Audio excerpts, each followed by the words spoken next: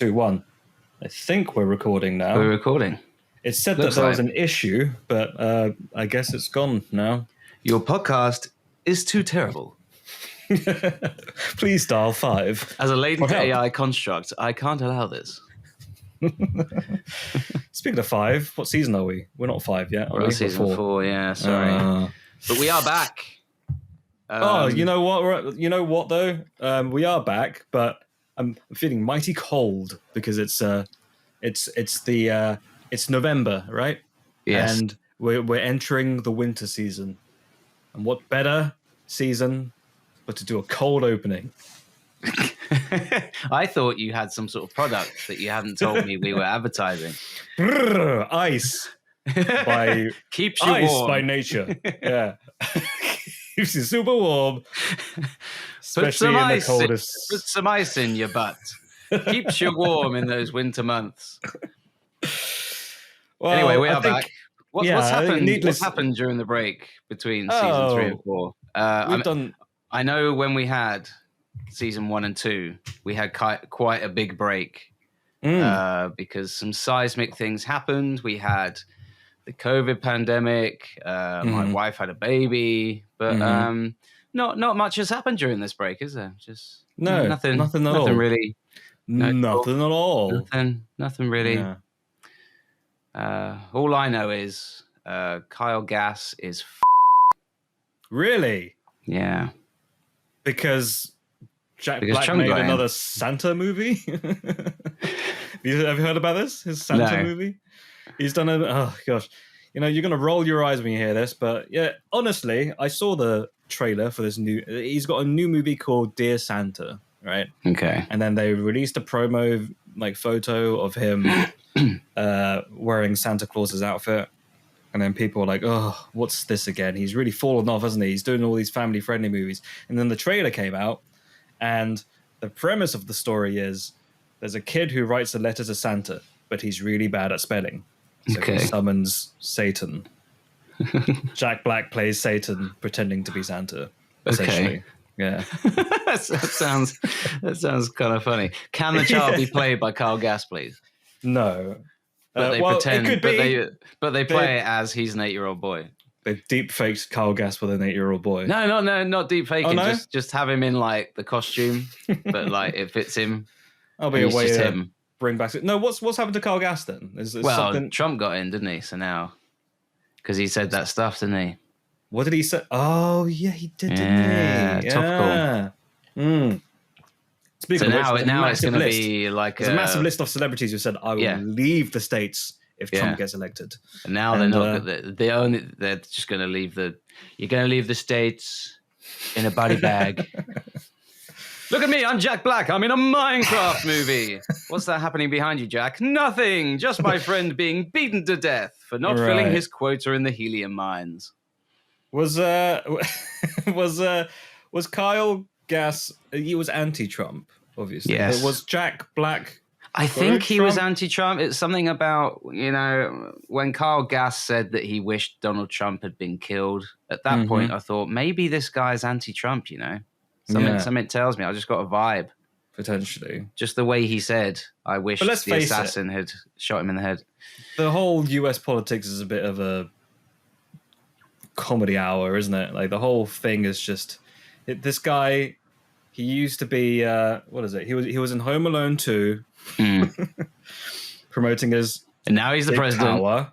And then Home Alone 2, yada yada yada. And then he was yada yada yada, Dragon's Den type thing. Apprentice, blah, blah, blah. Yeah, blah blah blah. President ran for president once in 2000. Blah blah blah. President once. Not president twice. I like how you're doing the blah blah premise, but also explaining everything. He became president, blah blah blah, and then he became president. The first day of his presidency, blah blah blah. Man, what a cold open! And we haven't even introduced our names. My name is Leslie, and this guy opposite me from a different part of the country. He's not in front of me. He's somewhere else. Yeah, doing it at the same time, baby. Yeah. My name is Matthew D. Smith. I guess, do we do the names after? We've never done a cold open before. Well, I guess we do the names after. Doesn't really matter. Who cares, really? Yeah, who cares? We care. Yeah. Do we? I don't even know if I care. I care, but only a little. Only a little bit. What's the name of the podcast? It's Chatting Pitch. It's a podcast where we talk about movies and then we pitch movie ideas to each other. We pitch movie ideas. Hopes that some people will yada yada yada pick them up. We become president. Season 5, baby. We're gonna run for president. We're gonna run for president. Who's gonna be? Me, you. I think you need to be. I think you need to be president because you've got better hair than me. So I think you could run for president. I could be your vice. No, we both president at the same time. Oh, co-president. We just switch. We do the whole prestige thing where we like switch. And they'll never know. Yeah. Michael Caine can be vice president.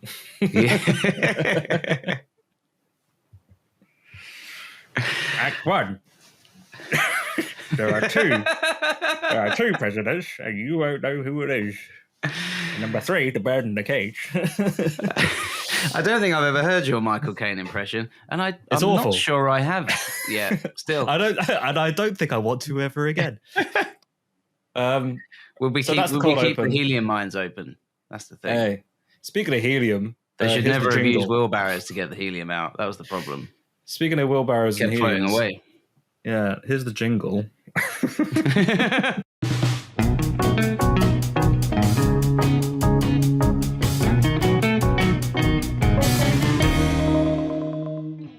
Let's talk about movies. One really big one came out over the weekend. Boy, it is which big. We both had the pleasure of watching. And I don't know if it's part of the promotional material, but they did something with the title, didn't they? Especially the reveal on the title cards. Did you notice what I noticed? What, when they changed it from Gladiator to Gladiator. Gladiator.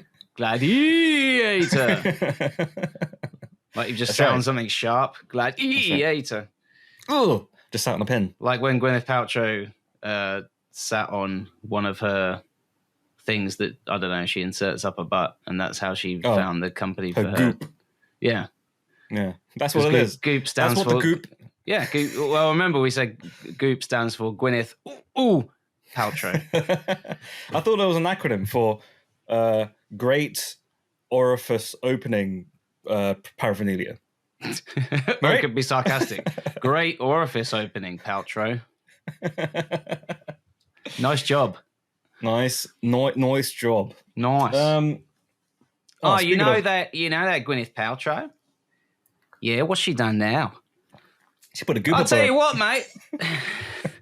She takes a big stone and she puts it inside her butt. Yeah, what's the stone called, mate? Typical Hollywood. It's got a goop. It's got a goop. Do we get those here? No, we don't get those here, mate. It's a good thing. You're always doing this to me. Let's talk about the movie. Gladiator. Is that what you were talking about, or was it something else? That is what I was talking about. So, I want to preface this. I guess we could say it's a review. I want to preface this review by saying that I did something completely insane before I watched this movie. Absolutely insane. I don't think anybody has ever done this before. And I'll tell you now, I could be the first person to have done this. Okay? I need to know this now. Here we go. Tell me. So, going into Gladiator 2, I only found out that very morning that I was going to watch it at 8 p.m. However, I have a day job. So, I had to work from the hours of 9 o'clock to 5:30. I had an hour break, but I realized I had never seen the original Ridley Scott Gladiator in its entirety. So I had always seen clips of it. I'd always watched it from the beginning to the middle, or like I've seen the very end. You know, I've seen it in parts, but I've never watched it all the way through. And then I looked at the runtime and I thought, it's almost 3 hours. How am I going to fit this in? So it takes me half an hour to get to the cinema. So already I've lost half an hour of time. Right. I've got an hour during my lunch break, and then I have to be at the cinema for 8 o'clock. So what did I do? I watched Ridley Scott's Academy Award-winning movie from 2001, Gladiator, in double the speed? You see this guy? He's a gladiator. Are you not insane? It's really good. I'm really good at stabbing people. I had one rule. And it was not to have it playing double the speed during action scenes because that was too much. Yeah. I slowed it down for that. But during dialogue scenes, I watched it double the speed. So battle scenes were normal speed, very intense. And then it's Holtz's Mars playing in the background. And then all the dialogue scenes were like knockabout Three Stooges clips. Hey, you heard about this guy Maximus? No, I haven't heard anything. He's a great gladiator. And I'll tell you one thing. He's so good, he calls himself Gladiator. I'm so glad I did that because going into Gladiator 2, I had all the context I needed.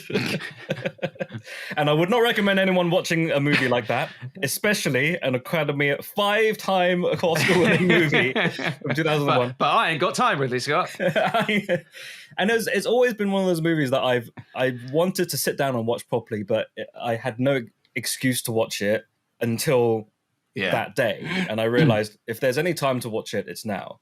Okay. But I can't fit the whole movie in. I wasn't going to take time off work to watch a movie. Sure. You know? So I squeezed it in. I will say the first hour was in full speed, and then I realized I was running out of time. And then when you were at the popcorn stand, you were like, boy, this is really kind of close. And I will say... on my signal, boys, unleash hell. When I was watching the opening crawl, which is quite a cool opening. Which wasn't really so much of an opening crawl as an opening sprint at double the speed. I think the opening of Gladiator 2 was more of an opening smear of paint. Wouldn't you agree?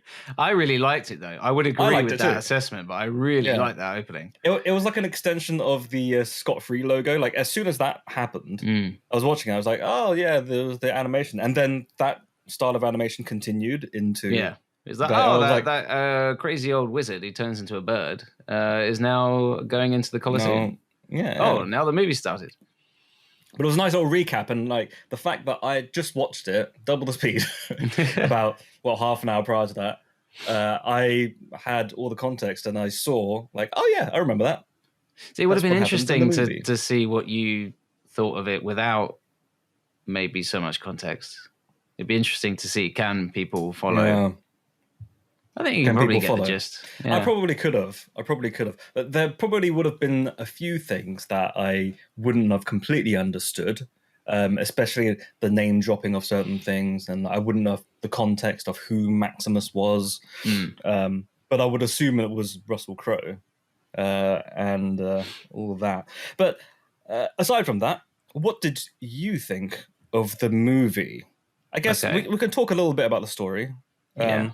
But essentially, this might be a hot take here, but I felt like a lot of the movie was the same as the first movie. Yeah. Beat for beat, a lot of the acts were very similar, just with the characters swapped out. But that's not saying that's the worst. That's not Ridley Scott's a great filmmaker. I think he's made a ton of hits. And sometimes a few misses as well. But with this one, it really did feel like, remember that movie Gladiator that I made 20 years ago? Well, here's a hot new actor doing the same stuff with better graphics, better cameras. Yeah, it's bigger now. It's bigger, and there's... not only is there one emperor, now there's two emperors, huh? I don't know. Historically, I don't know if that's now there are two Terminators.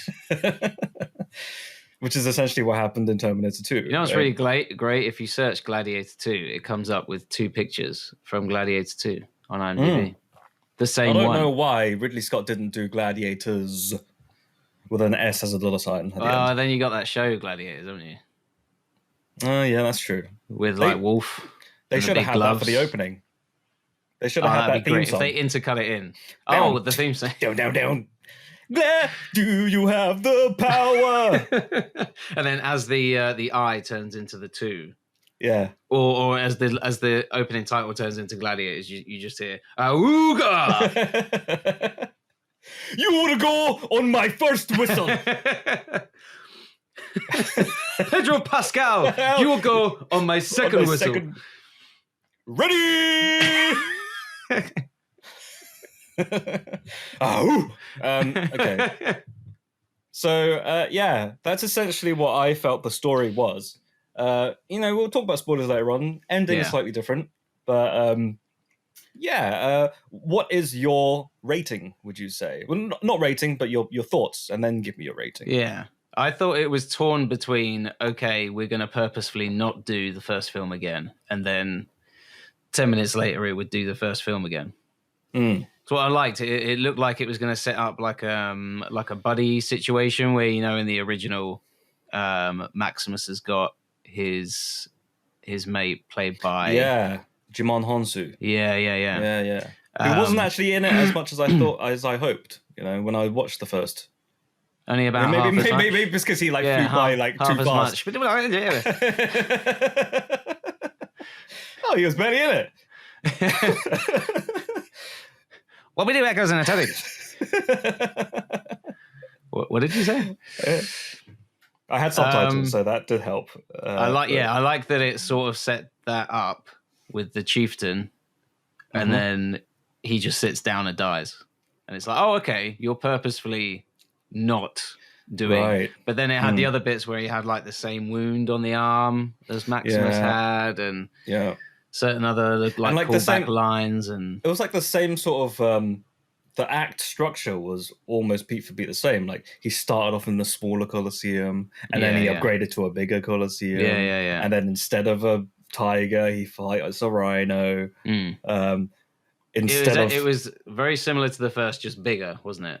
Yeah.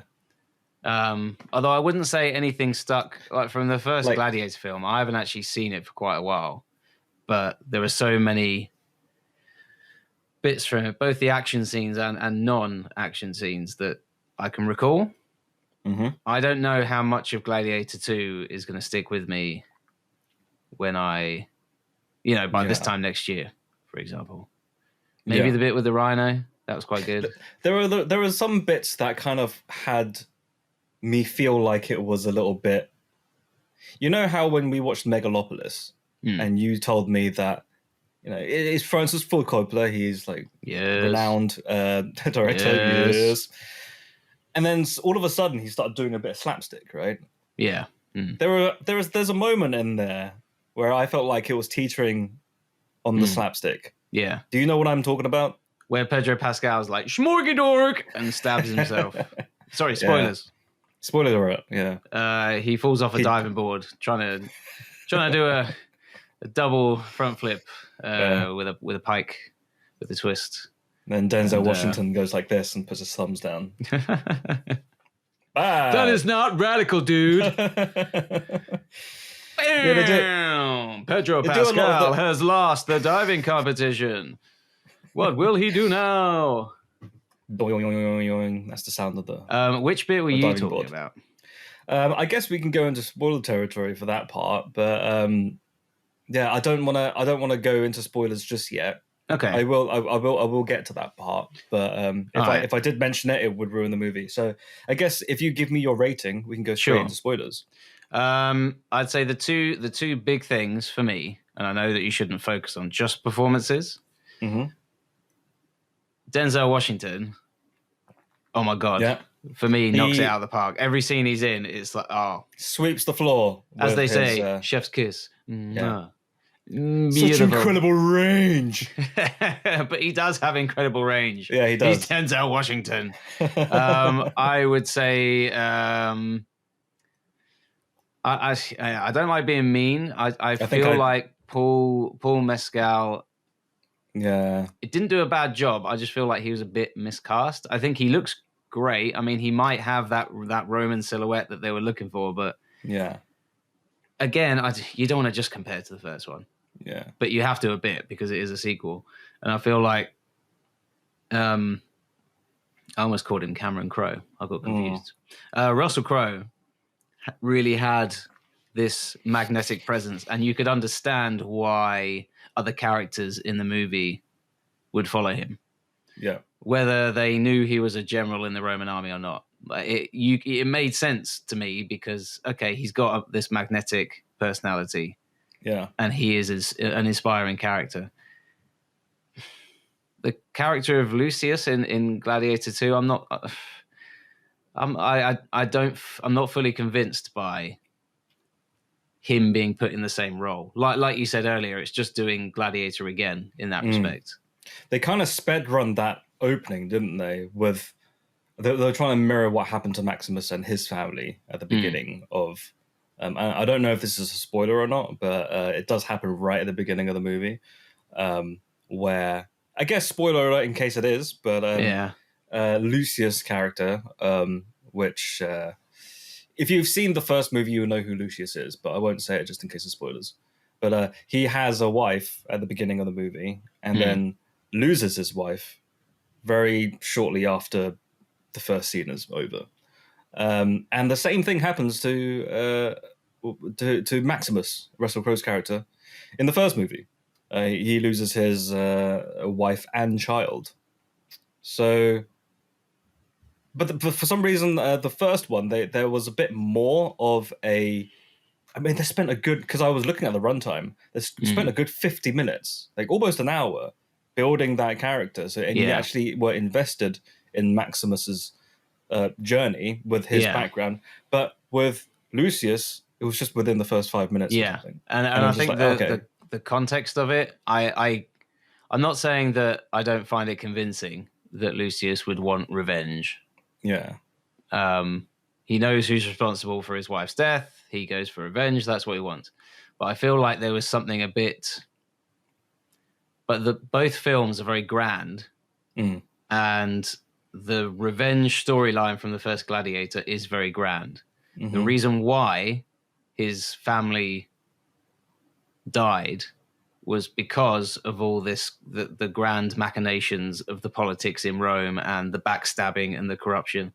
Whereas in the second one, his wife dies because she's a soldier and she got hit kills by one of the Roman soldiers. So the Roman general turns around and says, "Get her," and then she dies. And it's a bit, I don't know. It's not like Russell Crowe's family was helpless, in that situation. They helpless, and also the reason why they were murdered. I think there is a difference. The corruption. Yeah, there is a difference between Commodus being like, "I want to wipe this guy off the face of the earth." Yeah, because that is a very grand idea in itself. Yeah, this emperor who knows that, spoiler alert for the first film. There's this emperor who knows that his dad didn't want him to be emperor. He wanted Russell Crowe's character to lead Rome. Yeah. So he wants to wipe any trace of him off the face of the earth. Whereas, again, the sequel, it's, okay, she died because she was in battle. She was in battle, yeah. Yeah. She shot someone shot her. It's not as grand. It doesn't really fit the tone of the rest of the movie. No, but it was very much like Ridley Scott trying to do the same thing. Yeah. It was like trying to recapture that lightning in a bottle. Definitely elements of it. And there were bits of, I think we've called, I can't remember what you called it before. It was that sort of trope of, hey, I recognize that. I know that thing. Yeah. Like callbacks or member berries or whatever. Yeah, whatever people call nostalgia bait. Yeah. Whatever you want to call it. Callbacks is actually what it is, yeah. And in between the same guy getting up 3 times in my cinema to go and get things with his phone on really bright. Had to refill his Gladiator popcorn bucket. Oh my God. About 20 minutes in, I was like, oh my God, what is that really strong smell? And this is a return to another episode of Matthew's Cinema Etiquette. Where has it gone? What is that awful smell? And it's jalapenos. I figure out very quickly it's jalapenos. I'm like, okay, someone's got jalapenos. That's fine. They'll eat it. It'll go away soon. And it did. About 20 minutes later, this phone, like the brightest light in the world, because the whole cinema is packed, but it's in complete darkness. Everyone is focused on this movie. Yeah. Ding! Bright light goes on. This guy's like, excuse me. Guy. I remember specifically he was wearing this really stupid looking flat cap. Excuse me. Sorry, got to go through. At first I think, all right, fine. He doesn't want to trip over, and maybe he needs the loo. It's a long movie. He comes back with the biggest collection of jalapeno nachos. How do I know How do I know they're jalapenos? Because of the smell and the fact that his phone was on mega brightness still. And because he's eaten 2 lots of jalapenos, he spends the last half hour of the movie.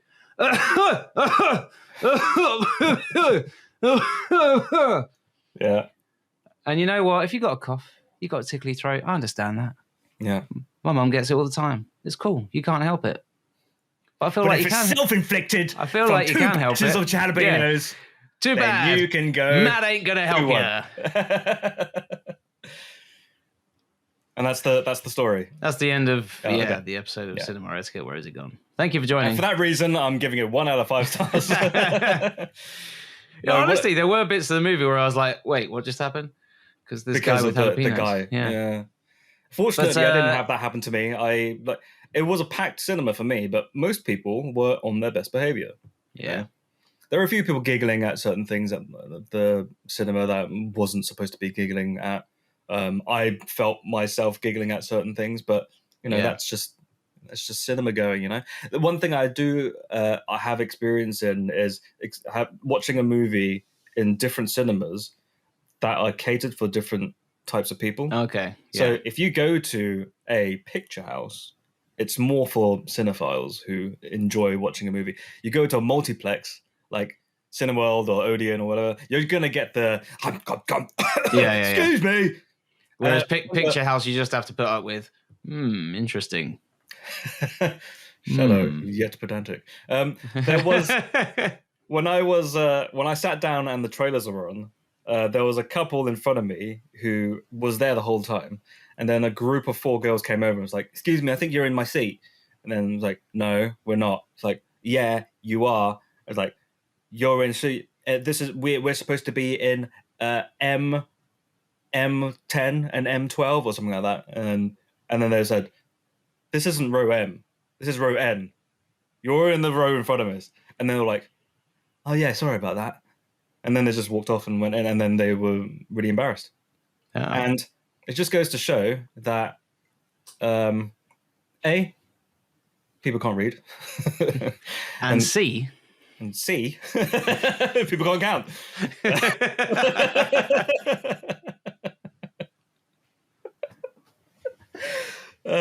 Anyway, what rating would you give Glad? What rating? Well, fortunately, the Jalapeno Man didn't affect my rating. I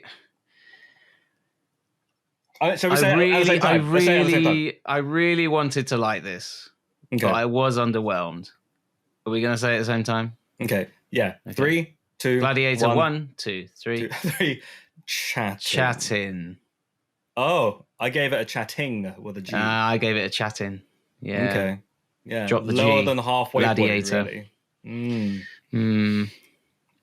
Lower than. Yeah. Would you say that was lower than Megalopolis? Didn't you give Megalopolis a chatting? I'll have to have a listen through. I don't know. Maybe I did rate Megalopolis higher. I don't know. That's based on your enjoyment of the movie, right? Yeah, I mean there are bits from Megalopolis. Again, I think this is a big thing for me, where it's okay. Is the film going to stick with me? Right. And there are bits of Megalopolis, both funny and not funny, that stuck with me. I don't know how much of Gladiator 2 is going to... I think it's going to disappear. Yeah. Relatively quickly. It's very grand for the most part. Production values are mostly out of this world. It looks fantastic, but that is proof that alone does not make a good movie. I will say, I did prefer the soundtrack to the first one. Yeah? Even though it was double the speed, I heard... a lot of it in normal speed. But when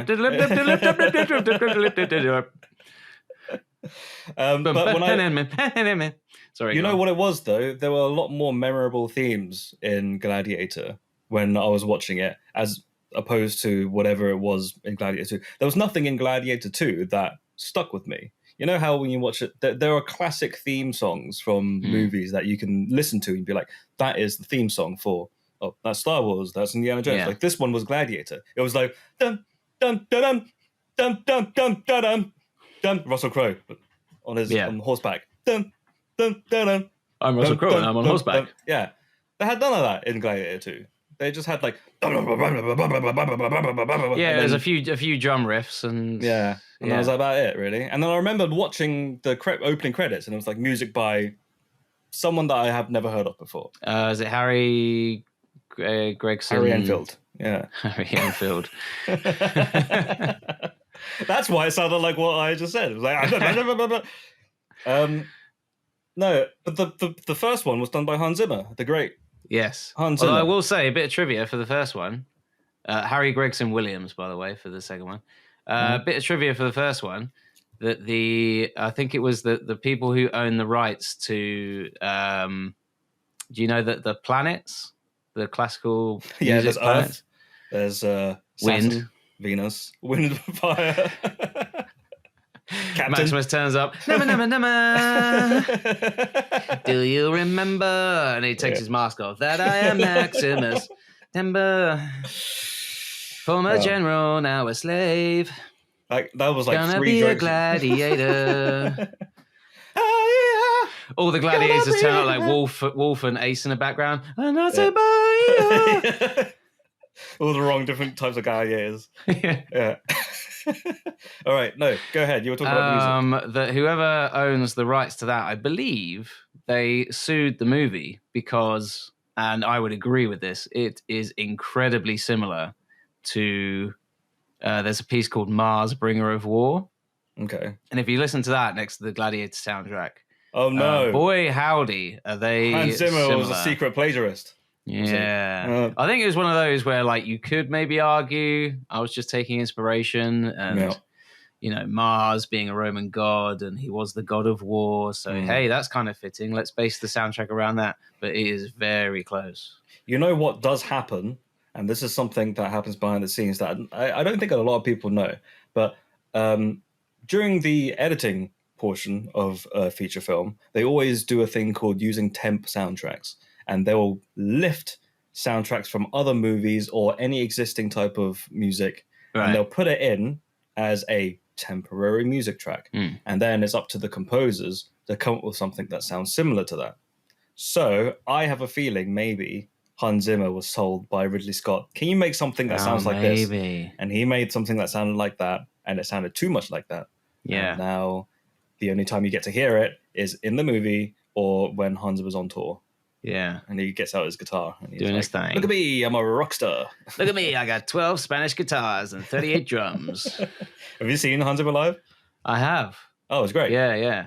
I saw him in London. He was a beast. Yeah, especially when he played, what was it, The Lion King. Oh, my days. Yeah, and he brings out the guy. I don't know if it's the same for you. Yeah. But like all the bits of music before he did an intro to. Like a bit behind the scenes. Yeah, I think he like does, when he talked about Crimson Tide, he was talking about this is one of the first movies that I ever did and first blockbuster I ever did and blah, blah, blah. And he did a little intro to each one.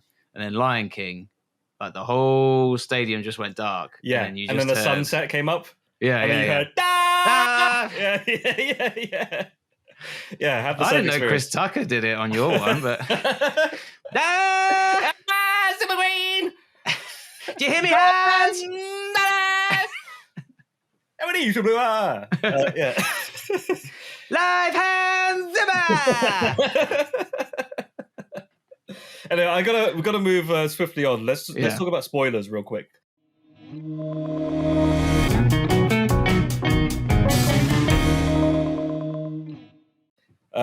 So the thing that I wanted to mention before was I noticed there was a little bit of slapstick, right? Mm-hmm. And the one moment that I thought was a little bit just like, this is straight up comedy, was when the first emperor, the taller one, played by Quentin... who looked not unlike a young Joseph Robert Downey Jr., I thought. Yes, there are parallels. a taller, longer, thinner Robert Downey Jr. who's British. You take Robert Downey Jr. and just make him a bit warmer, so then you can stretch him. You put him in one of those Play-Doh molds and you just push it down and it comes out. And that's why his hair is so flat as well. When he gets killed, and then the Denzel Washington ends up being... he's like de facto emperor, isn't he? Yeah, he's like the power behind the emperor. Right. So he ended up taking part of the throne. And then the other part of the throne was taken by Mr. Monkey. Yeah. That whole section, I was just laughing. And I was like, this is comedy. This is I thought that was really good bit of dark humor for me. Yeah. But was that historically accurate, or was that played for laughs for the camera? I think it from what little I know, I don't think it's a specific taken from, but there was a Roman emperor who assigned who was a monkey. Who was a monkey. Really? Emperor Bobo II. Emperor Bobo, what should we do with the Roman Empire? Just feces Very everywhere. Good. Very good, my liege. Strength and honor. You're the man, throw your poop. Strength and bananas. On my banana, Bobo just stands up on my banana. Yeah. That was the year that all of Rome fed only on bananas. That's the year. Actually, they didn't conquer a lot, but administratively, my goodness, Bobo II. God, the potassium levels went through the roof that year. There was a Roman emperor who assigned his horse a job. Okay. So maybe that's... there is precedent. I think it's like, it's a sort of... a nod to that. Yeah. And I did find that whole scene funny in I'm not laughing at it. I think it was intentionally. Because then it's followed by that very... I would say it's dark humor where it's Denzel Washington's character just laying down the law, and he's like... He's saying... Yeah, we can get on, we can be buddies. But then he follows it up with like very strict... Yeah, it's very clear. If you don't follow me, you're going with the monkey, and he's going to tear your face off. Right. I couldn't help but laugh at the rubber head of the emperor. When when he gets it out of the bag, and he turns it around, and he's like staring at. Oh my god, that entire scene.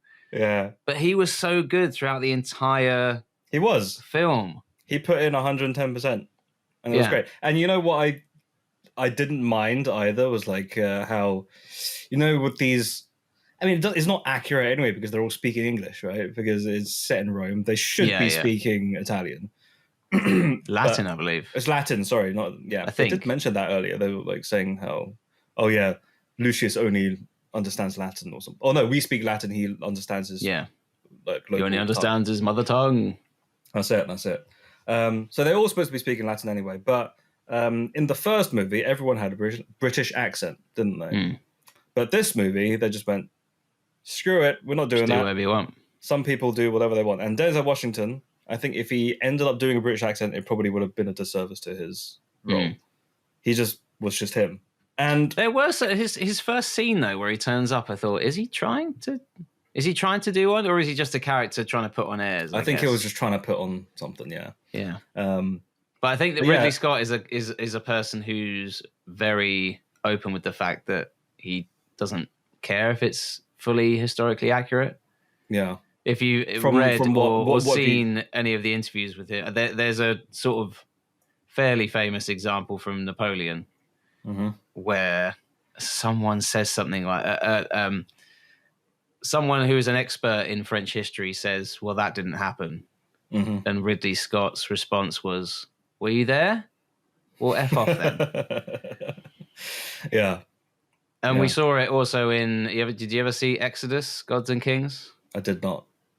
I mean, there was a bit of a furore about that because it was pretty much an all-white cast. And they were supposed to be playing Egyptians, yeah. And the like. So I think he doesn't really mind. And again, they were all putting on British accents. I am the Pharaoh of Egypt. And that was, Get me my cup of tea, boy. I am the Pharaoh of Egypt. And then the Pharaoh of Egypt is... And then what was it? Moses was like, come over here, you slag. No, I was trying to come up with another monkey joke. Couldn't quite put the things together. But anyway, I think that's about it, really. Is there anything else, spoiler-wise, that you wanted to chat about? With Gladiator II, this time more gladiators? Not really. I think it's just to reiterate again that the difference between the main cast, where you've got, again, the first film, where Maximus says to do something, it's like, okay, yeah, I can understand why the people fall behind him. Whereas in the second one, he has his big speech moment, and then he says, "On my sword." And I feel like if I was there, my response would just be something like, "Well, I guess, yeah, on your sword or thereabouts." Give me a shout if I'm free. I will be there. Yeah. What about? But I may be doing other things. What about the sharks? What did you think about that? I liked the idea, and then I think this was for me with some of the scenes, not the whole film, but some of the scenes just sort of came and went. We're doing sharks. Oh. Okay, we've done sharks. They're gone now. Whoa. Okay. We're doing mutant monkeys. Yeah. Or whatever they were. That run the empire. He was actually a very good choice for emperor. Those monkeys. Have you ever seen any monkeys like that before? They did not look like real monkeys. I'm not talking about the first Gladiator. Oh, you're not talking about the administrators. You're talking about the monkeys that the battle get monkeys stuff done, shall we say? From space. Yeah. I'm not sure what sort of creature they were supposed to be. I think they were supposed to be some sort of hybrid dog monkey thing. Like they looked vaguely baboonish. I don't know. They looked a bit sci-fi to me. Do you think? Do you think they got the monkeys in from Ad Astra? Yeah, they got the monkeys in from Ad Astra. I think they slimmed down though. I think they saw themselves in Ad Astra, and they were thinking, "Man, are we really that fat?" So then they slimmed down. Came back for Gladiator II. Mm-hmm. And then Paul Mescal murdered one of them. Then he was like, "Talk to me, father." I think someone walked out. Sand. I think somebody walked out after that. After the first, after the the monkey bit, the battle, the monkey battle bit. Yeah, they was like, "Oh, this is too much for me." And they just really okay, and never came back. Yeah, but didn't bother me. They weren't real monkeys. Did you find that there was a moment where it was Denzel Washington and the shorter emperor with the monkey pet? Right. Yeah. They were trying to have a serious conversation, and a monkey was just climbing all over the both of them. Yes. Yeah. And I was just so distracted by that monkey, I couldn't focus on what they were saying. Oh, okay. I didn't think that was that bad, but no. Oh, for me, I was just like, man, that monkey. Maybe the monkey in your screening had some jalapeno nachos. That monkey was actually live, like interactive crawling all experience. over the screen. Yeah. He came out. It was like Megalopolis, when the guy stands up on stage and asks Adam Driver a question. Instead, they had a real monkey running around. And then the two characters sort of look at the cameras. Like, what was that noise? I think and then they just carry on.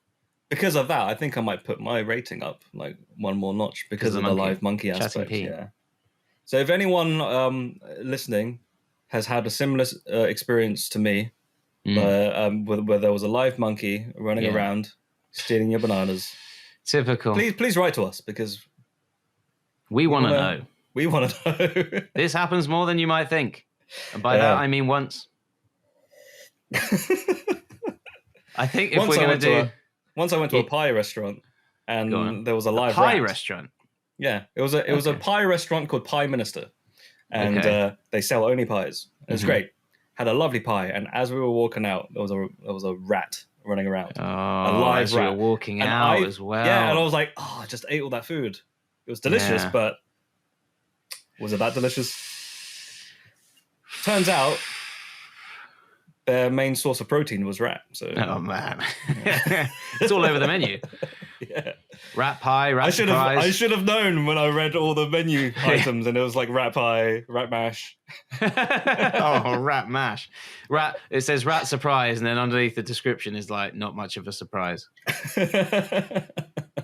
But shall we move? Are we going to do a pitch? I feel like if we do a pitch, we need to do Gladiator 3 because then we can get people asking. Now Gladiator 2's come out. I think the thing that everyone needs to do, and this is a message to journalists on press junkets. Sure. Can you now start asking Russell Crowe if he's going to be in Gladiator 3? Right. Because he hates people asking him about Gladiator 2 to the point where he said, I wish I got paid every time someone asked me about Gladiator 2. Right. And then he follows it up with, I don't know. We should ask him about. Go on. There was like an idea floating around. And I think this is a true story because I heard about this on another podcast. Is this the Christ killer? Yeah. Russell Crowe.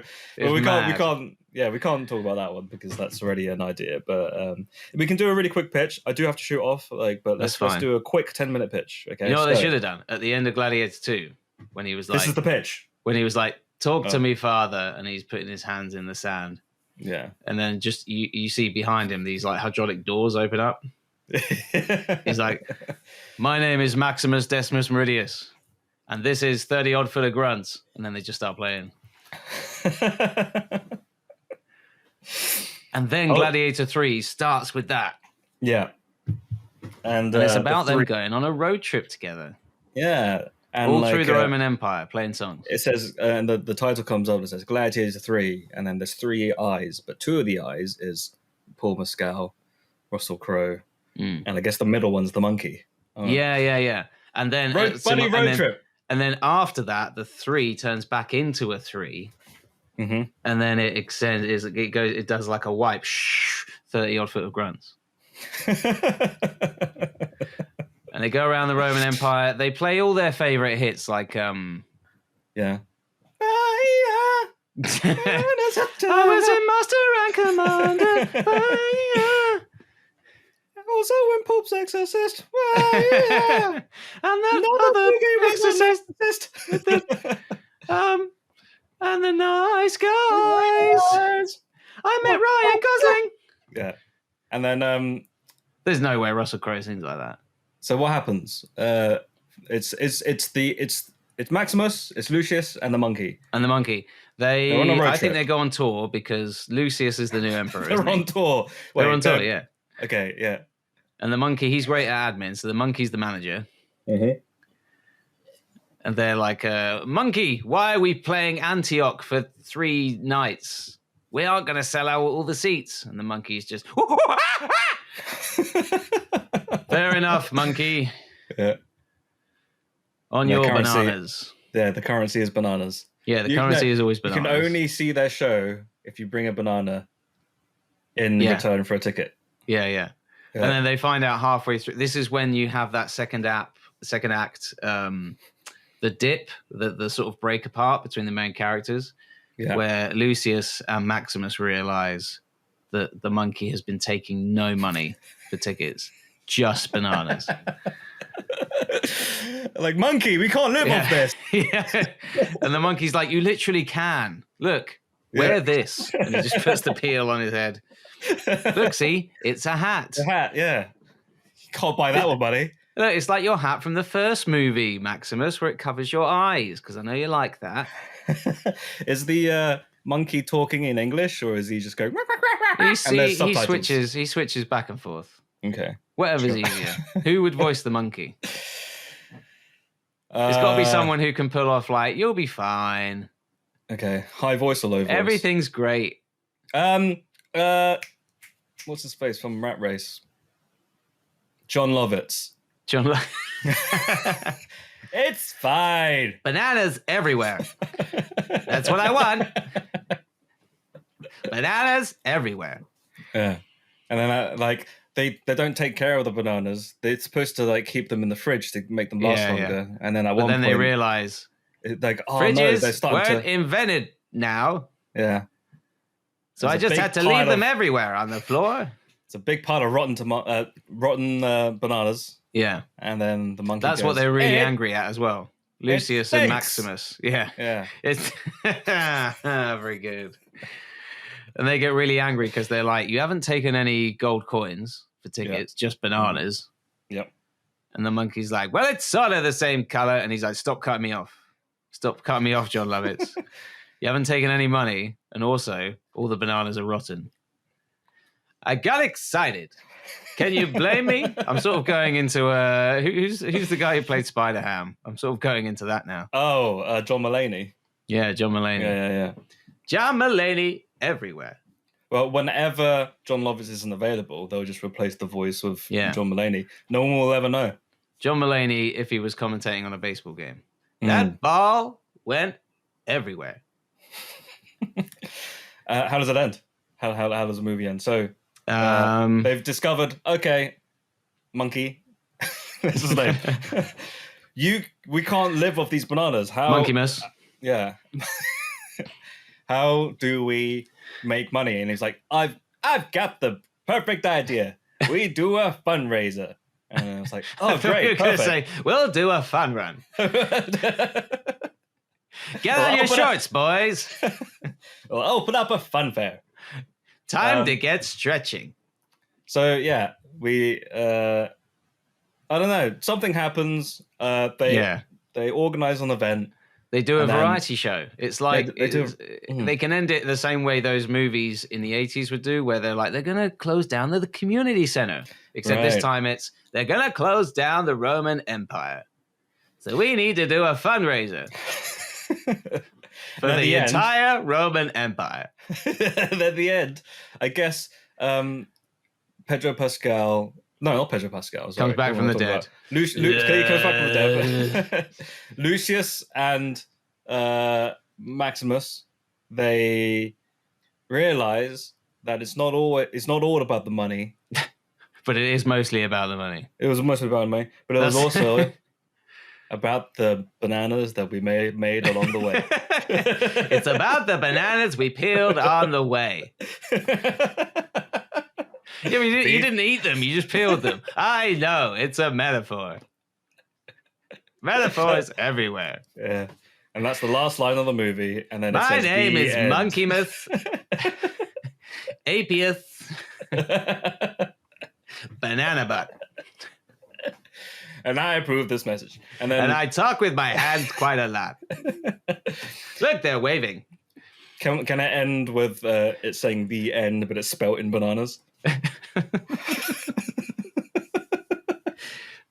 and then the one of the bananas like peels and it turns into a question mark. The end. Made of bananas. And then it smash cut like it doesn't smash cut like the panel that says the end moves across the screen really quickly. Yeah. And then it just cuts to the monkey just lounging back in a chair. I'm not gesticulating with my hands. I'm gesticulating with my feet that are also hands. Hands everywhere. And he's talking directly to the audience. Would you believe it? We managed to raise money to keep the whole Roman Empire secure. I bet it's all smooth sailing from now on in. Yeah. I've been John Lovitz. And I've been John Mulaney. Do we really have the same voice? No, that's just not very talented. Meanwhile, this is all happening while the credits are rolling. Yeah. They're still rambling. And then it's got the outtakes, like Toy Story. Yeah. And it's just John Lovitz. John Lovitz. Is John Lovitz in a mocap suit? Yeah. John Mulaney in the sound booth. And there's no. There's like a really inexplicable bit where you just hear Ridley Scott's voice off camera. John Lovitz is on camera and he does a scene, and you just hear Ridley Scott going, "Okay, can we get John Mulaney on?" So then they just swap over. They've both got mocap suits. They're both using the same voice, which we've established for reasons. For reasons undisclosed, and yeah, that opens up the door for Gladiator 4. Clearly.